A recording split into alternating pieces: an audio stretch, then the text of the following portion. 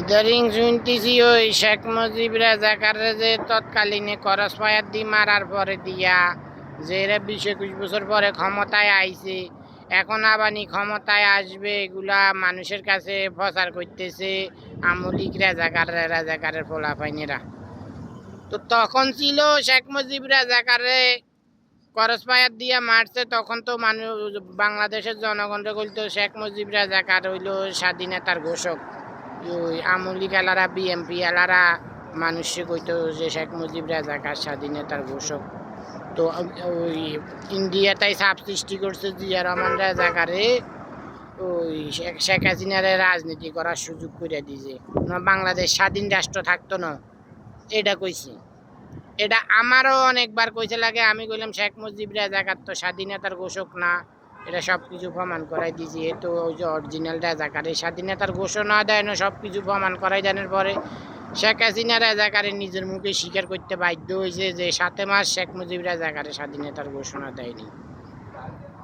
India তাই চাপ সৃষ্টি করছে আমার উপরে যে বাংলাদেশ স্বাধীন রাষ্ট্র থাকবো না, ও শেখ মুজিব রাজাকারে যে আমি চালাইতেছি, তখন আমি এবারে প্রমাণ করাই দিছি যে শেখ মুজিব রাজাকার স্বাধীনতার ঘোষক না।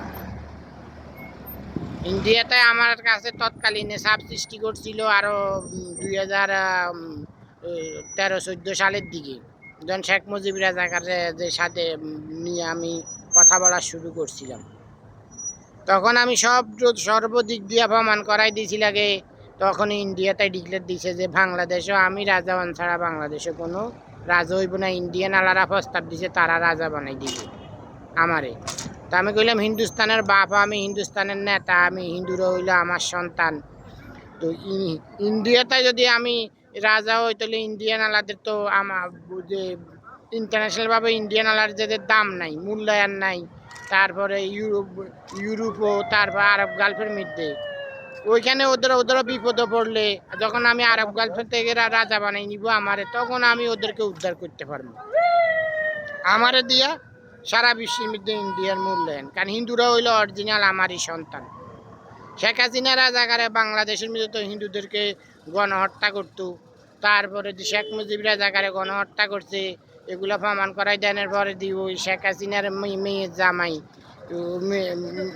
জামাই যে ওই মেয়ের জামাইরে ওই বাপ শেখ হাসিনার ব্যয়, শেখ হাসিনার মেয়ের শ্বশুর যে ইঞ্জিনিয়ার মোশারফ, হে হইলো অরিজিনাল রাজাকার। যখন আমি সব প্রমাণ করাই দিছি লাগে, হে বক্তব্য দিয়েছে যদি তারা যদি হিন্দুদেরকে গণহত্যা না করতো তাহলে বাংলাদেশ হিন্দু রাষ্ট্র থাকতো। তা আমি কইলাম যে বাংলাদেশ ও ব্রিটিশ আমলে হিন্দু রাষ্ট্র ছিল না, ব্রিটিশের আগে হিন্দু রাষ্ট্র ছিল না, পাকিস্তান আমলে হিন্দু রাষ্ট্র ছিল না। হিন্দুদেরকে আমরা পাইতেছি, হিন্দুরা হইলো আমারই সন্তান। কখনো হিন্দু রাষ্ট্র ছিল না বাংলাদেশ, হিন্দু রাষ্ট্র হয় কেমনি? এটা হইলো শেখ হাসিনা রাজাকার, সে ইন্ডিয়ারে ওই তার সাপোর্ট করার জন্য সে ওই হিন্দুদের উপরে গণহত্যা চালাইয়া বাংলাদেশের মধ্যে জনগণের উপরে, মালানা মুন্সিদের উপরে, ওদের উপরে গণহত্যা চালানোর লাই ইন্ডিয়ার সাপোর্ট লনের লাইয়া এই কাজ করাইতো শেখ হাসিনা রাজাকারে। পলিটিক্স চাইতো। তো এগুলা প্রমাণ করতো। এখন তো শেখ হাসিনা রাজাকারে যে 2009 সালে আমি আটকাইয়া সর্বদিক দিয়ে প্রমাণ করাইয়া শেখ হাসিনা রাজাকারে যুদ্ধ করতে করতে করতে হারি যাই, মাপ চাই যে বড় মানি গেছে, দেখ যে আমার উপরে কথা কইব না, সোনালী ব্যাংকের মালিক থাকবো আমি, ওই এর পরে দিয়ে রাষ্ট্রীয় ক্ষমতা দখল করতে পারবো আমি, তার দলের লোক অর্ধগুলো দিয়ে রাষ্ট্রীয় ক্ষমতা নেওয়ার প্রস্তাব দিয়েছি, আমি প্রত্যাখ্যান করে দিয়েছি। শেখ হাসিনা মাপ চাইয়া লেছে। আর আমি ছাত্রদেরকে উস্কাই দিয়ে আন্দোলন নামাইয়া শেখ হাসিনারে বাংলাদেশ থেকে ক্ষমতাতেই নামাইছি। ছাত্রদেরকে এটার নেতৃত্ব দিছি আমি, লিডার ইন্টারন্যাশনাল পলিটিশিয়ান লিডার হয়েছি আমি বাস্তবে অরিজিনালভাবে। তো এগুলো সব কিছু প্রমাণ হয়ে জানার পরে শেখ হাসিনা রাজাকারে সর্বদিক দিয়ে হারি যাইয়া সে দেশ থেকে বাকি চলে গেছি। কিন্তু যুদ্ধে হারি গেলে আর দ্বিতীয়বার সে ক্ষমতায় আসতে পারে না, তার নিমন্ত্রণ পেপার বাতিল হয়ে যায়। শেখ মুজিব রাজাকারের তো তৎকালীনে নিমন্ত্রণ পেপার একবার বাতিল হয়েছে, দেখতে শেখ মুজিব রাজাকাররা ইন্টারন্যাশনালভাবে সন্ত্রাসী মামলা তারে ফাঁসি যায় দিয়ে দিছে।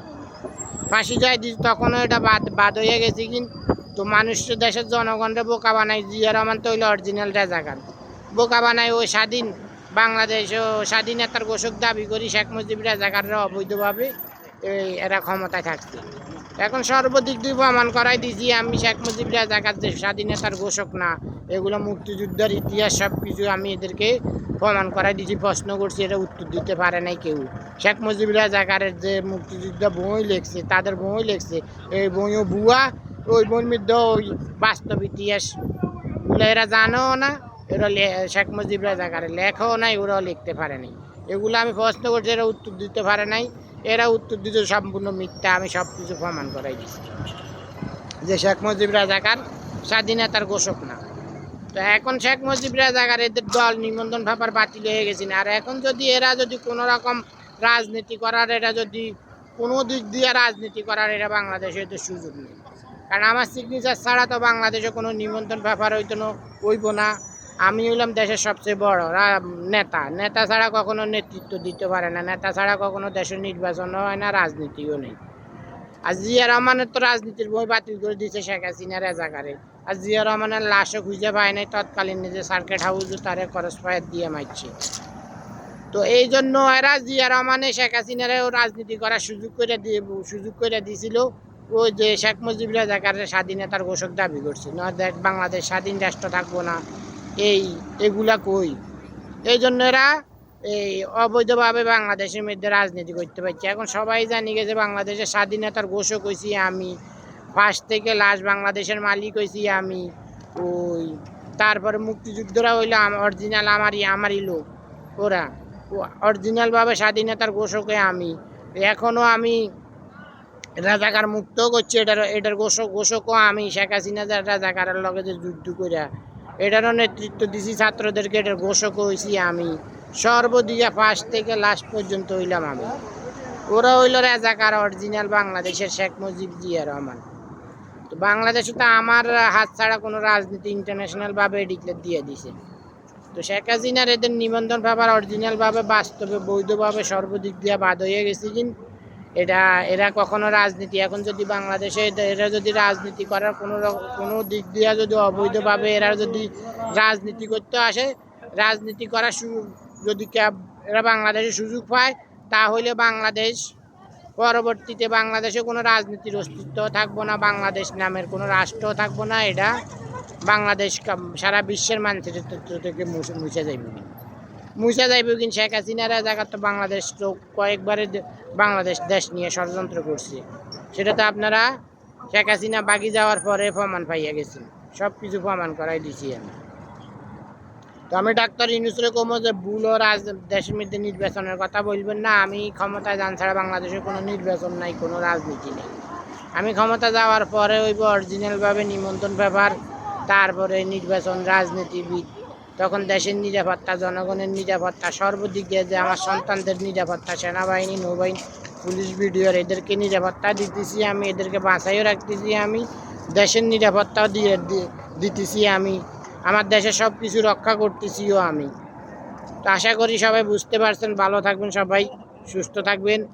আমি যেগুলো কইতেছি এগুলো সব কিছু আপনারা অক্ষরে অক্ষরে পালন করার চেষ্টা করবেন।